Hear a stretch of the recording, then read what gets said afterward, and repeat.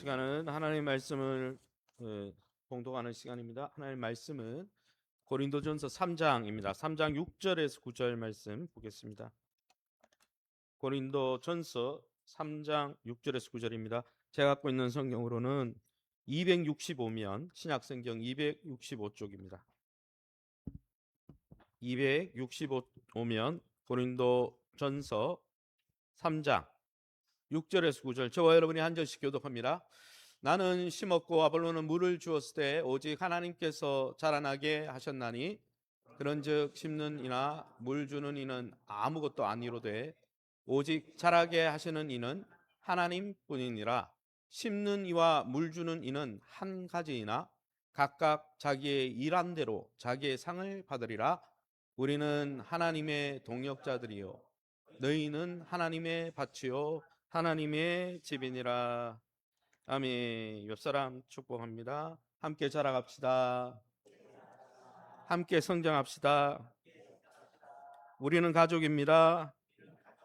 할렐루야.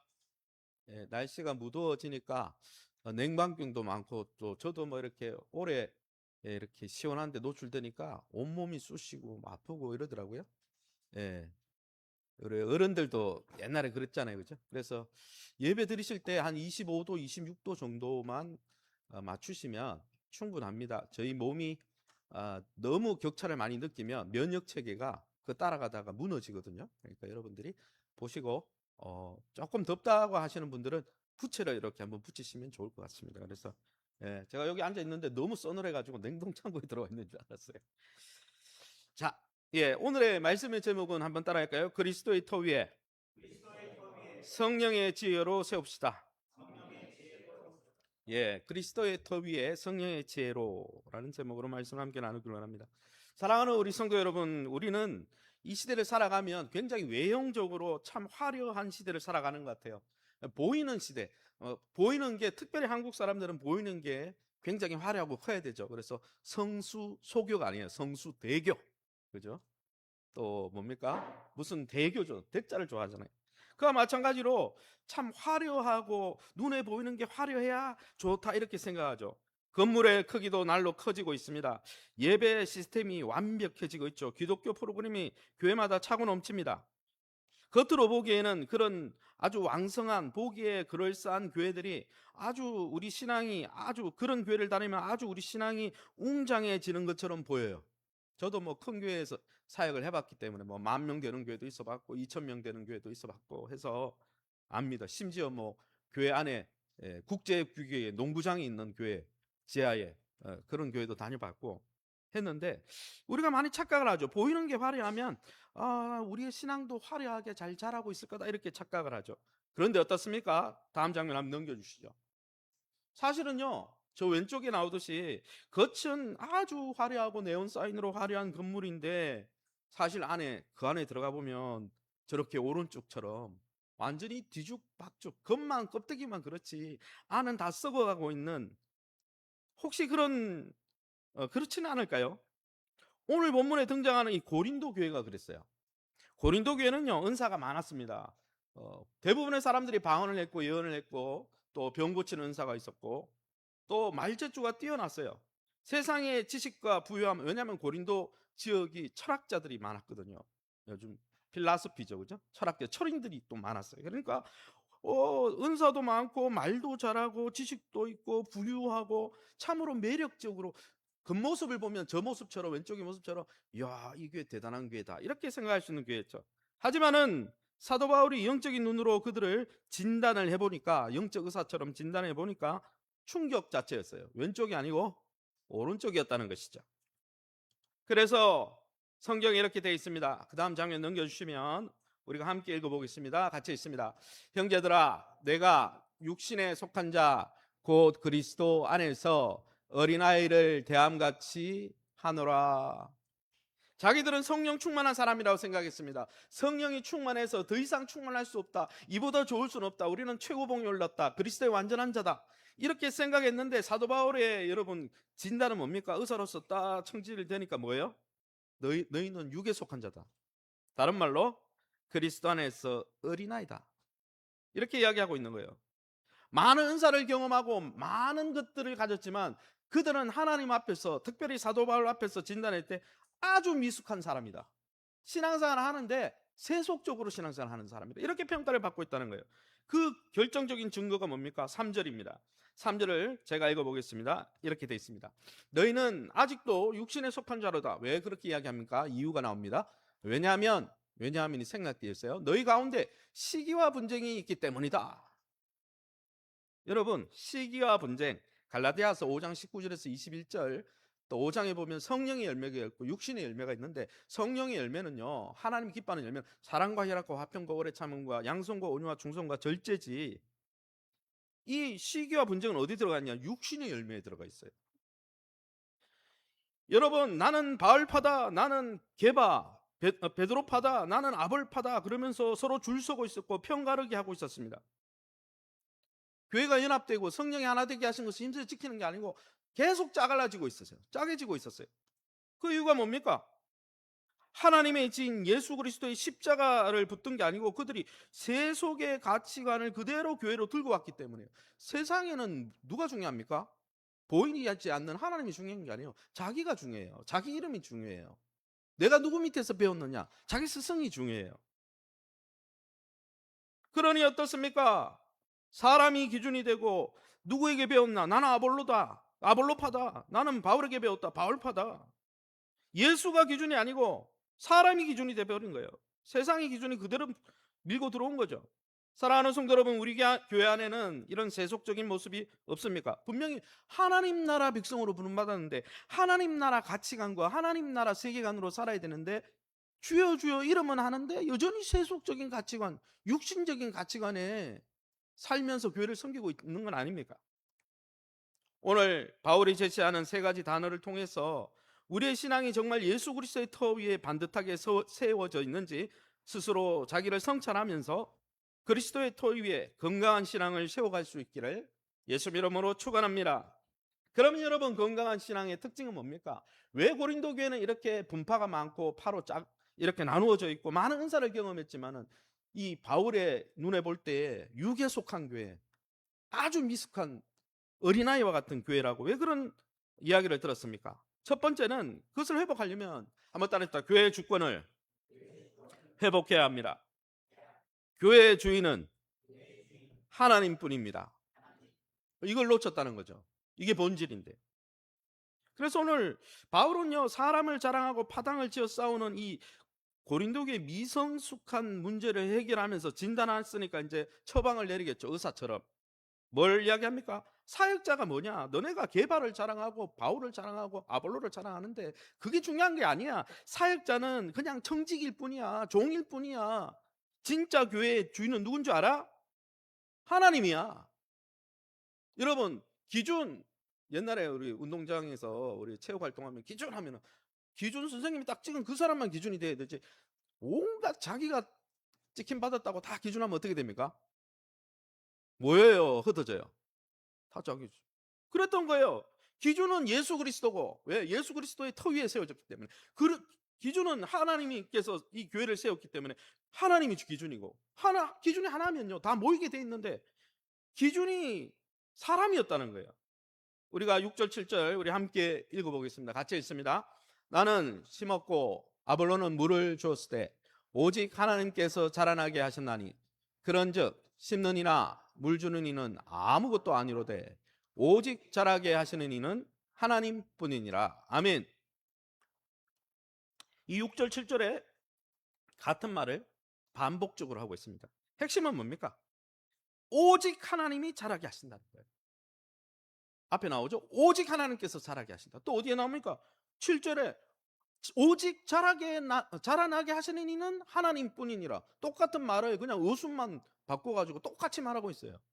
뭡니까?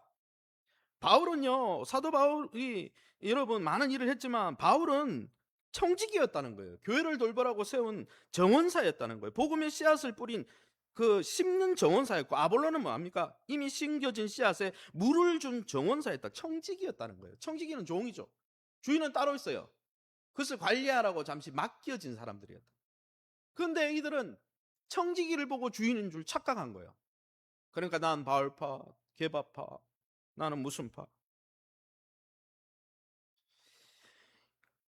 여기에서 그러기 우리가 정말 주목해야 될 내용이 뭡니까? 첫 번째 바울이 이야기하는 핵심은 자라나게 하셨나니예요. 오늘 여기 본문에 보면 6절에 오직 하나님께서 자라나게 하셨나니, 그리고 뒤에도 보면 자라게 하시는 이는 이렇게 되어 있는데, 자라나게 하셨나니 우리가 목장 모임 때 또 이야기하겠지만 한번 따라할까요? 에욱사넨. 한번 따라하세요. 에욱사넨. 에욱사넨이라는 게 자라나게 하셨다라는 원문의 뜻인데요. 이게 미완료 과거 시제로 쓰여졌습니다. 이게 미완료 과거 시제가 뭐 중요합니까? 미완료, 아직 완료가 안 됐다는 거예요. 하나님의 역사가. 과거부터 하나님이, 사도 바울이 태어나기 전부터, 예수님이 이 땅에 오시기 전부터 하나님은 저기 창세 때부터, 과거부터 미완료니까 계속 하나님 나라 백성과 교회를 세우는 일을 하고 계시다, 안 하고 계시다? 하고 계시는 분은 하나님밖에 없다는 거예요. 여러분, 바울도 잠시 살다가 간 사람이에요. 아볼로도 잠시 살다가 간 사람이에요. 그들의 사역은 유한합니다. 기껏해야 50년, 60년밖에 교회를 안 섬겨요. 우리가 교회를 섬기도 마찬가지죠. 우리가 아무리 섬긴다고 열심히 섬긴다 하지만 우리가 수고하는 것은 제한적입니다. 잠깐 있다가 가요. 우리는 청직이기 때문에. 그런데 교회를 과거 창세 때부터, 과거 시제니까 지금까지 쭉 24시간 멈추지 않고 지속적으로 지금도 돌보고 계신 분은 누구다? 하나님이세요. 횃불교회도 마찬가지예요. 우리가 뭔가 하는 것 같고, 우리가 뭔가 대단한 것 같지만 사실 이 교회를 움직이고 역사하게 하는 분은 누구다? 하나님이 하고 있다. 이거를 놓치면요, 신앙생활을 놓치는 거예요. 하나님 놓치면 다 놓치는 거죠. 그래서 바울은 이것을 반이 접속사 알라라고 오늘 본문에 보면은 오직 하나님께서 자라나게 하셨다. 오직은 앞에 아닌 걸 이야기하는 거죠. 또 뒤에 뭐라고 이야기합니까? 오직 자라게 하는 알라. 이게 영어로 표현하면 not A but A, not A but B 구문이거든요. A가 아니고, 교회 주인은 A가 아니고 B다라는 거예요. 사역자들은 잠시 왔다가 하나님 청지기로서 잠시 맡은 자들이고, 사역자와 상관없이 죽지 않고 영원 불변부터 과거부터 지금까지 24시간 멈추지 않고 지속적으로 역사하는 분은 하나님밖에 없다는 거예요. 할렐루야. 그러니 여러분, 우리가 이 하나님 앞에서 인간 사역자나 우리가 뭐 중직자들이나 이 하나님의 역사 앞에서는요, 우리는 잠시 맡아서 일하는 종이잖아요. 아무것도 아닌 거예요. 우리는 nothing인 거예요. 그냥 잠시 쓰임 받는 거예요. 사용해 주시니 감사합니다. 그러고 그냥 쓰임 받는 거예요. 교회의 everything은 뭡니까? 하나님만이 교회 전부인 거예요. 이걸 놓치면은요, 나는 우리 구역장님이 좋아, 나는 이제 구역장님하고만 움직일 거야, 편이 나눠주겠죠. 나는 원로 목사님이 좋으니까 원로 목사님, 나는 지금 담임 목사님. 저희가 뭐가 의미가 있습니까? 저희도 잠시 왔다가 가는 사람이에요. 나는 어느 장로님이 좋은데, 나는 그 장로님이 하라고 하면 하고 딴 장로님이 이야기하면 절대 안 움직인다. 그 장로님이 뭔데요? 그 장로님도 잠시 있다가 가는 분일 뿐이에요. 하나님이 역사하시는 것입니다. 하나님을 바라보셔야 됩니다. 하나님이 기준이 되어야 됩니다. 할렐루야. 그러면 하나가 될 수 있는 거예요. 이것을 잘 보여주는 유명한 마틴 루터의 유명한 일화가 있습니다. 거대한 로마 교황청에 맞서서 마틴 루터와 존 칼빈이 종교개혁을 일으켰잖아요. 그러니까 종교개혁이 너무 잘 이루어지고 있으니까 이 루터에게, 저기 자고 있는 사람이 루터인데요, 한 동력자가 찾아와서 어떻게 종교개혁을 이렇게 잘 일으키고 있냐, 비결이 뭐냐 모르니까 루터가 이렇게 말했다고 합니다. 나에게는 특별한 비결이 없어요. 나는 아무것도 한 것이 없습니다. 나는 그저 하나님의 말씀을 말씀대로 성실하게 전하고, 라틴어로 기록된 그 성경을 독일어나 이런 걸로 번역해가지고 바로 설교하려고 설교만 했을 뿐입니다. 그리고 설교하고 나서는 항상 내 사랑하는 동역자 멜란 히톤이라는 동역자가 있어요. 멜란 히톤과 함께 비텐베르크 선술집에 앉아서 시원한 맥주, 이들한테는 음료수니까 시원한 맥주 마시면서 편안하게 잤습니다. 저기 자는 모습이죠. 그런데 영화 제목처럼 당신이 잠든 사이에, 옛날에 영화가 있었잖아요. 이 루터가 잠든 사이에, 루터가 무력하게 침대에 누워서 쉬고 있는 그 사이에 루터가 전한 그 하나님의 말씀이 스스로 일하셨습니다.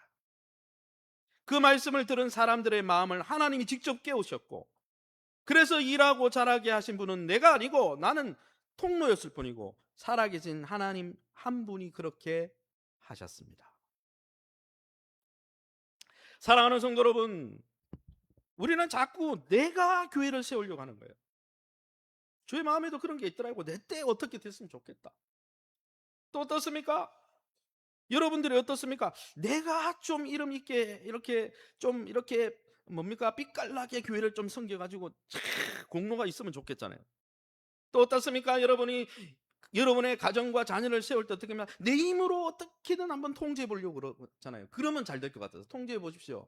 더 엇나가고, 제가 경험도 아닌데 더 엇나가고요. 하나님께 맡기는 게 최고예요, 내가 봐서는. 그런데 여러분, 그렇게 내 힘으로 교회를 섬기고 내 힘대로 내가 컨트롤해가 자녀의 인생을 통제하려고 하는데 해보면 안 되거든요. 그러면 좌절하는 거예요. 낙심하는 거예요. 또 조금이라도 뭐가 되는 게 열매가 나타나면 어떻게 합니까? 내가 했잖아 그러고 막 뽕이 올라가는 거죠. 그리고 교회 들어와가지고 파당을 짓고 나처럼 해야 된다 그러는 거죠. 이것이 어린아이 신앙이라는 거예요. 자기를 드러내려고 하는. 죄가 뭡니까? 자기 중심성이잖아요. 아직도 주인이 하나님인데 아직도 내가 드러나야 된다라고 생각해서 나는 개바파, 내 은사가 더 중요하다, 뭐 이렇게 신앙생활은 나처럼 해야 된다, 이런 생각에 사로잡혀 있는 성도가 있다면요, 아무리 은사가 많아도 아무리 성경을 많이 읽었어도 그분은 어린아이 신앙입니다. 왜요? 하나님이 자라게 하시고 하나님이 인도하고 계신 것을 놓치고 있잖아요. 제일 중요한 거죠. 여러분, 우리의 책임은 무엇입니까? 교회를 돌보고 교회를 섬길 때 우리의 책임은 뭡니까? 복음의 씨앗을 신실하게 뿌리고 물을 주는 것까지입니다. 우리는 그까지밖에 못해요. 선한 정직이로서 할 수 있는 분량이 딱 정해져 있어요. 그럴 때 그 영혼과 공동체를 지속적으로 우리가 그냥 심고 물 주고 돌보고 이렇게 하지만은 그것을 지속적인 그런 통로를 통해 지속적으로 자라나게 하는 분은 하나님 한 분밖에 없는 거예요. 저는 이것을 들으니까 한편으로는 위로가 되더라고요. 내가 아무리 열심히 해도 안 되는 것 같고, 밑 빠진 독에 물 붓는 것 같고, 약간 블랙홀에 빠진 것 같고, 이럴 때가 있더라고요, 사역을 해보면. 그런데 내가 이렇게 열심히 하고 그 루터처럼 푹 자면 하나님이 하시겠구나, 부담이 사라지더라고요. 사랑하는 성도 여러분, 더불어 하나님이 하시니까 여러분, 내가 했다, 내가 했다, 그 내 공로의 욕구, 내가 드러나야 되는 것을 십자가에 못 박으시기 바랍니다. 자라나게 하시는 분은 하나님뿐이에요. 할렐루야. 그 하나님 앞에 이름 없이 빛도 없이 무명의 그리스도인으로, 그 아까 찬양이 나오더면요, 예수로 충만하네. 거기 뭐요? 뭐 나는 무명이어도, 세례요한이 무명이었잖아요. 신들매를 풀기도 감당치, 자기 할 만큼만 했잖아요. 그리고 주님을 높였잖아요. 그렇게 쓰임 받으시기를 예수님의 이름으로 축원합니다. 두 번째, 오늘 고린도전서 3장을 통해 우리에게 알려주는 것은 무엇입니까? 한번 따라합시다. 그리스도의 터 위에 바른 재료로 건축해야 합니다. 두 번째, 오늘 사도 바울이 우리에게 말씀해 주는 겁니다. 교회의 주인이 교회를 자라게 하고 부흥케 하고 세워가는 것이 하나님이구나. 사역자는 그냥 잠시 쓰임 받는 청직일 뿐이구나. 이거를 딱 가르친 다음에 이 바울이 시선을 어디로 돌립니까? 교회로 돌립니다. 교회를 하나님의 건물, 하나님의 집이라고 이야기하면서 이제 교회로 돌아와가지고 뭘 이야기합니까?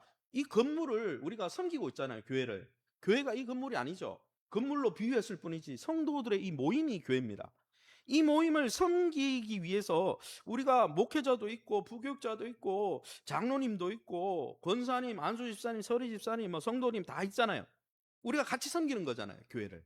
그런데 이 교회를 건축하는 영적 건축가로서 어떻게 교회를 섬겨야 되는지, 교회를 섬길 때 성도들의 책임에 대해서 지금 고민하는 거예요. 어떻게 섬기라고요?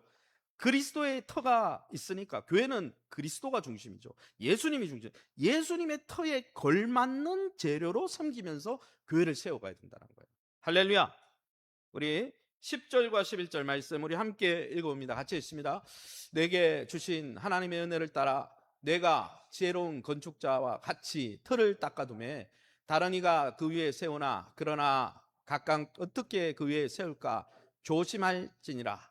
이 닦아둔 것 외에 능히 다른 터를 닦아둘 자가 없으니 이 터는 곧 예수 그리스도라.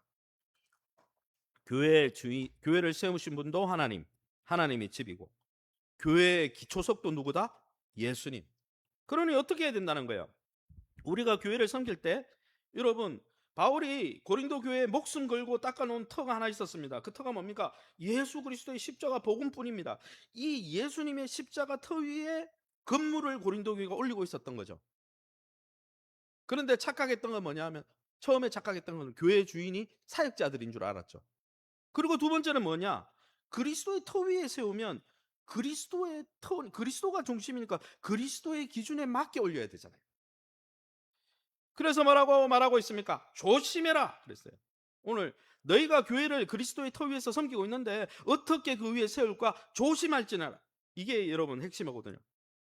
블레페토라는 단어를 썼는데 이거는 무슨 뜻이냐? 조심하다. 눈을 크게 뜨고 사방을 두루 살피면서 극도의 긴장감을 가지고 주의 깊게 직시하다 이런 뜻입니다.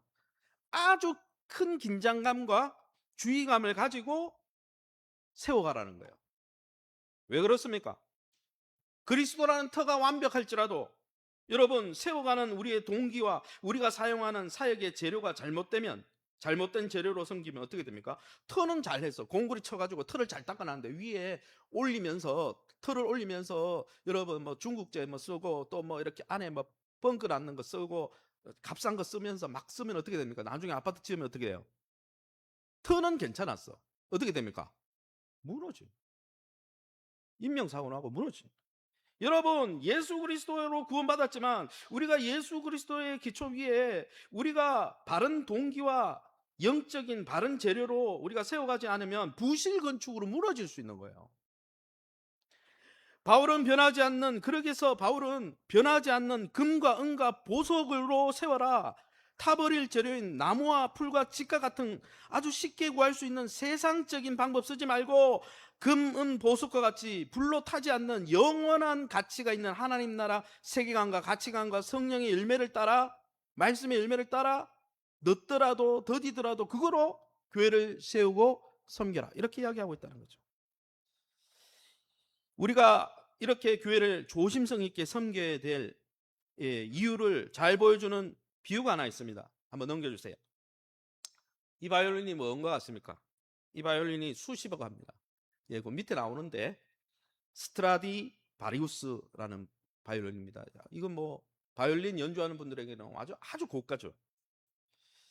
실제로 있었던 일이라고 합니다. 어떤 유명한 바이올리니스트가 이 수억 원을 호가하는 세계 최고의 명품 스트라디 바리우스라는 이 바이올린을 갖고 연주를 했답니다. 연주 소리가 막 장난이 아니죠. 저희는 잘 귀가 없어서 잘 모르지만 이 음악을 듣는 사람은 장난이 아닌 거죠. 최고의 악기죠. 소리의 완벽한 기초와 털을 가진 최고의 악기입니다. 그런데 연주 후에 어떻게 했느냐? 이분이 넘겨주세요. 이 바이올린을, 이거는 뭐 AR을 통해서 재생한 이미지입니다. 실제로 그런 건 아니고 실화인데, 이 연주가가 악기 보관 이 스트라디 바리우스 바리우스 이 바이올린이 수십억을 하니까 그 통도 비쌀까요? 안 비쌀까요? 보관하는 방법도 비쌀까요? 안 비쌀까요? 비싸가지고 그거 아낀다고 길거리 문구점에 파는 몇천 원짜리 허술한 플라스틱 상자를 사가지고요, 그 바이올린에 대충 집어넣고는 조심성 없이 지하 창고에, 여러분 우리 교회도 지하에 가면 습기가 70% 80%예요. 평일에 가보면 막 끈적끈적해. 누수도 되고 이렇기 때문에 거기다 그냥 던져놓은 거예요. 어떻게 됐을까요? 몇 달이 지난 뒤에 지하에 내려가 보니까 그 명품 바이올린은 습기를 견디지 못해서 저 그림처럼 뒤틀려 가지고요, 나무가 완전히 뒤틀려 가지고 더 이상 아름다운 소리를 낼 수 없는 거예요. 마찬가지죠. 예수 그리스도라는 아주 우리에게 보화가 주어져 있죠. 그 보화가 고린도 전후서에 보면 질그릇 같은 우리에게 주어져 있는데 보석함이 됐잖아요. 우리가 이 예수 그리스도를 잘 모시고 예수님이 원하는 고급진 방식으로, 영적으로 고급지고 성경적이고 성령이 기뻐하는 방식으로 섬기지 않고 대충 세속적으로 세상에서 배운 방법으로 교회를 섬기고 이렇게 하면 어떻게 됩니까? 저렇게 망가진다는 거예요. 여러분, 우리에게는 예수 그리스도라는 가장 완벽한 구원의 터가 주어져 있습니다. 그런데 우리는 그 위에, 그 예수님 위에 매일의 삶과 또 교회의 직분을 통해서 건물을 세워가고 있는 건축가라고, 오늘 사도 바울이 건축가, 앞에는 농부 비유를 들었어요. 씨를 심는, 뒤에는 건축가 비유를 하거든요. 우리는 건축하고 있는데 조심 있게 건축해야 된다는 거예요. 터가 아주 고귀한 거기 때문에 거기에 걸맞는 재료로 써야 된다는 거예요. 안 그러면 다 망친다는 거예요. 안 그러면 여러분 부실 뭡니까? 건물이 돼가지고 무너진다는 것이죠. 여러분, 눈에 쉽게 보이고 빠르게 성과가 나타나는 세상의 지혜와 인간적인 자랑의 방법은요, 성경의 나무와 풀과 짚으로 비유되어 있습니다. 그런 것으로 우리의 신앙을 건축하면요, 망가지는 거예요. 대충 신앙생활 주여주 하면서 대충 점 찍고 예배 점 찍고 대충 말씀도 안 보고 기도도 안 하고 성경의 원칙대로 따라가지 않고, 아이 그렇게 하면 더디잖아, 그냥 대충 하지 뭐, 그렇게 하면요 망가진다는 거예요. 그러나 여러분, 시간이 걸리더라도 남들이 보든지 안 보든지 하나님의 말씀에 순종하는 금으로, 복음의 순수성을 깨닫고 지키는 은으로, 변함없이 믿음으로 눈물 흘리며 기도하는 그 보석의 재료로, 변하지 않는 재료로 여러분 그리스도의 터 위에 쌓아가야 된다는 거예요. 그리스도의 터가 존귀하다면 그 위에 쌓는 것도 존귀한 재료로 쌓아야 하나님 마지막 날 하나님께 칭찬받죠. 그러기에 저와 여러분이 그냥 세상의 방식, 세상의 여론, 목사님 세상도 여론이 그런데 세상의 방식 안 따라가요. 우리는 터가 그리스도라니까요. 교회 주인은 하나님이라니까요. 목사님 다수결로 하죠. 다수결도 원칙이 아니에요. 성경이 원하는 게 아니면 하면 안 돼요. 그거는 백날 다수. 여러분, 우리가 주인이 아니잖아요, 교회. 그러기에 저와 여러분이 그리스도의 터, 또 교회의 주인이 하나님인 것을 깨닫고 늘 하나님을 자랑하고 또 그리스도의 터에 걸맞는 재료로 여러분의 인생과 신앙과 교회를 섬겨가시기를 예수님 이름으로 축원합니다. 그럼 왜 우리가 이런 바른 재료로 섬겨야 될까요? 심판이 기다리고 있기 때문입니다. 세 번째입니다. 세 번째는 종말론적 불심판이 우리에게도 있기 때문에 우리가 바르게 세워야 된다는 거죠. 성경 오늘 본문에 몇 절입니까? 13절입니다. 우리 같이 한번 읽어보겠습니다. 각 사람의 공적이 나타날 터인데 그 날이 공적을 밝히리니 이는 불로 나타내고 그 불이 각 사람의 공적을 어떠한 것을 시험할 것임이라. 바울이 여러분 건축 재료를 조심 있게 세워라, 그리스도의 터 위에 아무거나 세우지 말고 뭐 집도 안 가지고 금방 탈 거 그런 거 세우지 말고 금과 은과 보석은 영원한 것들이잖아요. 그런 것을 그 영적인 것들로 세워야 된다, 그런 이야기를 왜 경고를 합니까? 왜 주의해야 된다 합니까? 거기에 대해서, 그렇게 살아간 것과 신앙생활한 것과 교회를 섬긴 것에 대해서 최종 평가받는 날이 오기 때문에, 우리는 구원받나 안 받냐 그것 때문에 심판받지는 않을 겁니다. 그러나 우리가 섬긴 것이 진짜였냐 가짜였냐를 평가받을 불심판이 있다는 것이죠. 오늘 본문에 읽어보면 시험할 것임이라 여기 나오는데, 시험할 것임이라 도키마세이라는 단어인데 이게 무슨 뜻이냐면은, 여러분 잘 아시잖아요. 우리가 금강석, 금이나 은을 그냥 광석에서 직접 채굴하면 어떻게 됩니까? 거기에 순도 100%가 아니죠. 막 다른 게 찌끼기가 있죠. 그래서 어떻게 했습니까? 용광로의 뜨거운 불 속에 그 금광석을 넣어가지고 녹여가지고 금만 싹 발라내었잖아요. 그것처럼 여기 시험하다는 단어가 무슨 뜻이냐면, 용광로의 뜨거운 불 속에 광석을 집어넣어 진짜 금인지 가짜 잡석인지 또 그 순도와 본질을 철저하게 검증하다, 이런 뜻입니다. 실제로 옛날에 금광석 해가지고 했던 방법을 표현하는 단어죠. 여러분, 마지막 날 우리가 교회를 섬기고 우리 신앙을 섬기고 또 우리가 가정을 돌봤던 모든 사역을 하나님이 불 속으로 통과시켜서 검증하신다는 거죠. 이게 진짜 칭찬받은 일이었는지 아니면 자기 중심성에 빠져서 세속적인 방법으로 했던 것인지. 평소에는 다 똑같아 보이죠. 겉모습은 다 똑같아 보이니까 섬길 때. 그러나 불시험이 임하면 나무와 풀과 짚은요 순식간에 재가 됩니다. 그건 남지 못해요. 그거는 하나님이 원하는 방법이 아니에요. 바른 재료가 아니에요. 오직 진리로 행한 사역인 금과 은과 보석만 남는 거죠. 그래서 여러분, 우리가 잘 조심 있게 세워야 돼요. 그리스도의 터에 걸맞는 재료로 세워야 되지, 세상 것으로, 내 육신의 것으로 교회를 섬기고 내 신앙을 섬기고 가정을 세워가면요 마지막 날 가서 그건 다 없어져요. 거기에 대해서 하나님이 평가를 뭐래요? 너 남은 거 재료다. 제대로 한 거 없네. 이렇게 나오는 거죠. 그러기에 여러분, 하나님 나라 가치관으로 성경의 원칙대로 성령을 따라서 사랑과 희락과 화평과 오래, 지금 뭡니까? 고린도 교회가 치고받고 싸우고 네 파다 내 파다, 난 쪽파다 넌 양파다, 막 이렇게 나눔하잖아요. 그거는 성령의 방법이 아니잖아요. 그렇게 섬긴 게 마지막 날 가면은 남을 것 같습니까? 안 남지. 사랑과 희락과 화평과 오래 참과 양성과 온유와 충성과 절제를 하고 말씀의 원리대로 하려고 그러고, 그게 더디더라도 결과가 늦게 나더라도 그런 게 금은 보석으로 남는 거죠. 여러분, 만약 우리가 모든 사역이 불타 버린다면 마지막 날 목숨만 겨우 건져서 15절에 읽어보면 부끄러운 구원을 받게 된다. 이거는 구원 받는다 못 받는다 이야기 아니에요. 구원 받아요, 예수님 때문에. 그런데 왜 부끄럽습니까? 네가 30년 목사 섬겼냐? 네가 40년 중직으로 섬겼냐? 근데 딱 돌아봐가지고 스캔 딱 해가지고 탁 대합봤는데 남는 게 아무것도 없어. 얼마나 부끄럽겠어요. 구원을 받지만. 내 너를 위해 생명을 줬건만 너 나 무엇 하느냐, 그 찬양 있잖아요. 너가 섬긴 거 하나도 나를 위해 섬긴 게 아니네, 이래 나오면 안 되잖아요. 그러니까 우리가 우리 자신을 돌아봐야 되는 거죠. 이것과 관련된 요긴한 예화가 있어서 하나 들려드리고 말씀을 정리할까 합니다. 이 엄중한 시험을 잘 설명해 주는 역사적 사건이 있었습니다. 저기 건물 보이시죠? 1871년에 미국 역사상 가장 끔찍한 재앙이었던 시카고 대화재, 네이버에 들어가서 검색해 보면 충분히 나옵니다. 시카고에 있었던 대화재가 났는데 대부분 건물이 다 탔다고 합니다. 이유는 뭐냐면 당시 1800년대에 제일 많이 지었던 게 나무로 지은. 지금도 미국에 가보면, 미국은 땅이 넓으니까 위로 올릴 일이 없어요. 그러니까 나무로 지어가지고 흰개미가 들어와가지고 몇 년마다 다시 집을 짓는 일들이 있다 하더라고요. 제가 조사를 해보니까. 예전에 이민 가려고 조사해 본 적이 있거든요. 조사해 보면 그렇더라고요. 그런데 이 시대에는 대부분 왜요? 쉽게 구할 수 있는 게 나무였거든요. 그러나 이 거대한 불길이 도심을 휩쓸자요, 대부분 다 타버렸어요.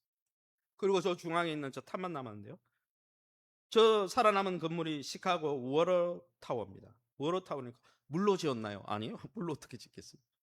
이 건물은 나무를 절대 쓰지 않고 멀리서 엄선해서 가져온 대리석과 돌로 지었어요. 돌이 탈까요? 대리석이? 이 건물을 기초부터 한 땀 한 땀 성실하게 올렸는데 오래 걸렸다고 합니다. 그런데 이 건물 빼고는 다 타버렸어요. 여러분, 마지막 날 하나님의 심판대 앞에서도 우리의 공적, 우리의 섬김, 우리의 수고를 하나님이 종말의 불을 통해서 스캔하실 겁니다. 목사로, 장로로, 권사로, 집사로, 서리집사로, 성도로 교회를 섬기면서, 교회와 가정과 지역사회를 섬기면서 했던 수많은 활동들을 하나님이 하나님의 불로 시험하실 때요, 몇 개나 타지 않고 남아 있을까요? 솔직하게 그걸 돌아봐야 되는 거예요. 내가 수십 년 섬겼는데 그보다 더 중요한 거는 진짜 하나님 앞에 제대로 섬겨서 남은 게 있는가, 이걸 봐야 돼요. 여러분, 그러게 사람들이 알아주지 않는다고 낙심하지 마세요. 눈앞에 성과가 바로 나타나지 않는데 조급하지 마세요. 낙심하고 조급해가지고 보이는 걸로, 세상에 적당한 걸로 사람들 칭찬받으려고 그냥 주변에 있는 사람들 칭찬받으려고 적당한 집단 구해가지고 막 세우면요, 마지막 날 다 타버려요. 그런 것으로 세울 게 아니라 결코 타지 않는 순도 높은 믿음의 순종과 기도의 눈물과 말씀 앞에 자신을 처복종시키는 훈련과 그런 것들은 잘 드러나지 않잖아요. 그런 경건의 훈련을 통해서 쌓아진 금과 은과 보석으로 쌓아가야 마지막 날 주님이 칭찬을 받는 거예요. 안 그러면 부끄러운 구원을 받는 거예요.